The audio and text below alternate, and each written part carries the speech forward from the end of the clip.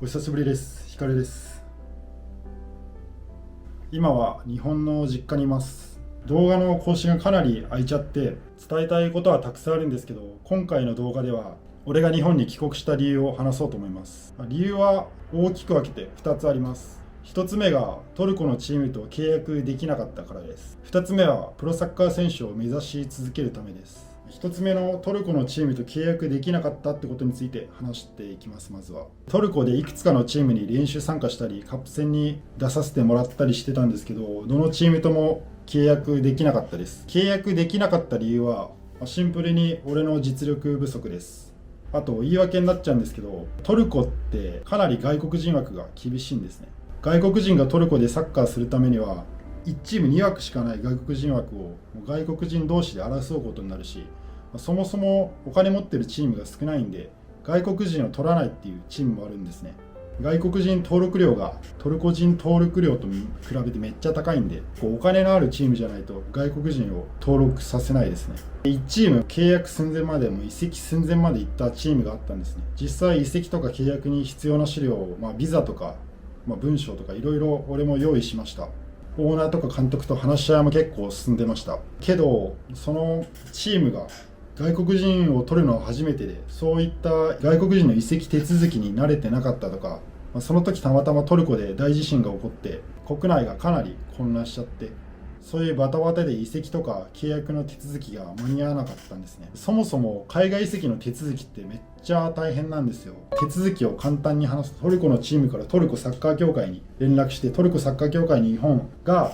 ッカー協会に連絡して、日本サッカー協会が俺の日本で所属してたチームに連絡してっていう一連の作業があって、次ははい移籍して OK ですよってのを日本の俺の所属チームから連絡して、次日本サッカー協会に来て、それがトルコサッカー協会に来て、それがトルコの俺の新しいチームに来るっていう、もう作業がすげえ長くて、移籍手続き結構時間かかっちゃうんですよ。あと FIFA の規定で移籍期間っていうのが明確に定められてて、それを1日でもオーバーするともう移籍できません。俺の場合そのトルコのチーム史上初めての外国人だったんで、移籍手続きがみんな全然知らなくて、一から調べてやんなくちゃいけないっていう、そんな感じで時間がかかっちゃったりとか、あとさっきも言った地震のことでかなり国内混乱して、もう移籍どころじゃないみたいな、そんな感じで結局移籍が間に合わなかったです。つまりトルコで今シーズンプレーできないってことになっちゃいました。多分なんですけど、俺のサッカー選手としての実力だったり、もっと人間力があればオーナーとか監督ももっと早く動いてくれたのかなみたいな、そんな思いも正直はありますね。こんな感じで結局移籍はできなかったんですよ。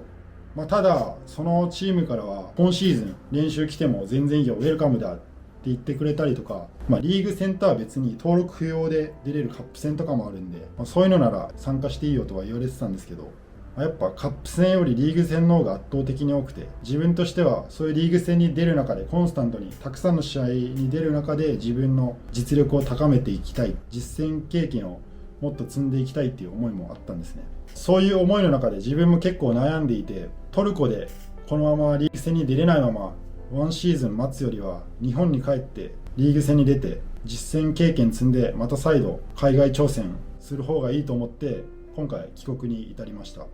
次は2つ目のプロサッカー選手を目指し続けるため帰国したっていう2つ目の理由について話します。で、今回2択ですごい迷いました。1つ目はこのままプロサッカー選手を目指し続けるか、目指すんだったら、日本に帰った方がいいんで日本に帰国します。ただもう一方の選択肢もあって、それはプロを目指すサッカーっていうのをやめて、現役を引退して、俺も27歳なんでトルコのビザもまだあるし、リモートワークもできるし、このままトルコで楽しく、トルコじゃなくても海外で楽しくのんびり暮らしていくっていう選択肢もありました。そういうことに迷った自分もいました。1年以上トルコに住んできて、トルコに俺馴染んで、トルコの居心地がすげえ良かったんですよね。で、サッカー引退してこのままトルコで生活していくのもありだなと思ったんですよね。こういうことに悩んだ末、自分は決断して日本に帰ることにしたんですね。それは、プロサッカー選手っていう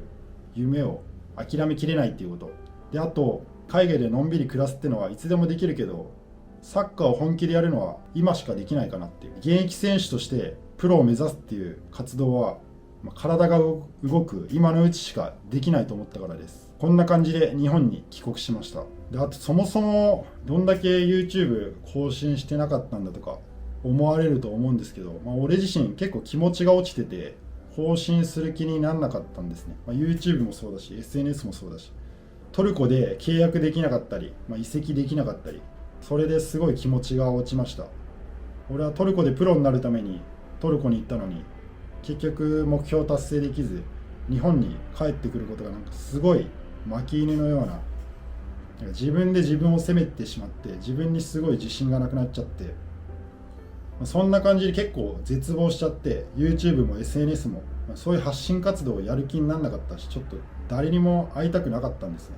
けど帰国して、今年の2月中旬くらいに帰国したんで、なんだかんだもう5ヶ月くらい経ったんですよ。そんな中でやっと自分的にも気持ち的にも戻ってきて、やっと SNS とか YouTube を再開できるメンタルになってきました。皆さんには報告が遅れて申し訳なかったです。こんな感じで気持ちを新たにサッカーも人生も楽しんでいくんで、応援よろしくお願いします。それでは次の動画でまたお会いしましょう。ありがとうございました。